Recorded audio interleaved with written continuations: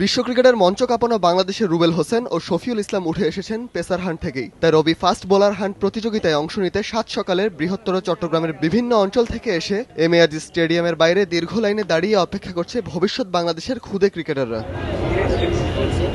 পরে মাঠে শুরু হয় পেস বোলারদের যাচাই বাছাই, চলে দীর্ঘ সময় ধরে। এতে অংশ নিয়ে খুদে ক্রিকেটাররা জানালেন তাদের স্বপ্নের কথা। ছোট থাকতে আমার স্বপ্ন ছিল যে একটা ক্রিকেটার হব, ভালো ক্রিকেটার হব। সবার স্বপ্ন থাকে ন্যাশনাল টিমে খেলার, আমারও তাই।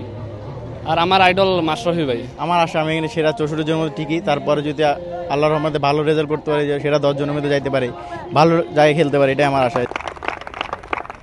এর আগে বেলুন উড়িয়ে উদ্বোধন করা হয় রবি ফাস্ট বোলার হান্ট প্রতিযোগিতার। এমন প্রতিযোগিতার মাধ্যমে দেশে চাপা পড়ে থাকা অনেক মেধাবী পেসার উঠে আসবে বলে আশা সবার। আমি মনে করি এইখান থেকে বাংলাদেশের অনেক জায়গায় অনেক ছেলের মানে প্রতিভা লুকে আছে। তো আমার মনে হয় এখান থেকে এটা আমাদের ক্রিকেটের জন্য অনেক ভালো। বিসিবির সাথে আলাপ করে আমি যেটা ঠিক করেছিলাম যে আমরা আরো কিভাবে ক্রিকেটে উন্নতি করতে পারি, কারণ এখন যে আপনার জয়ের ধার দেখছেন এটা ভালো কিছু কাজ করেছি ইন দ্য পাস্ট, কিন্তু এই সাস্টেনেবল রাখার জন্য আমাদের কিন্তু নতুন নতুন প্লেয়ার থেকে বের করে নিয়ে আসতে হবে। আমরা আশা করি এর মাধ্যমেই যাদের মধ্যে সম্ভাবনা আছে তারা তাদের সম্ভাবনাকে এবং যাদের মধ্যে প্রতিভা আছে তাদের প্রতিভার বিকাশ ঘটানোর একটা সুযোগ পাবে।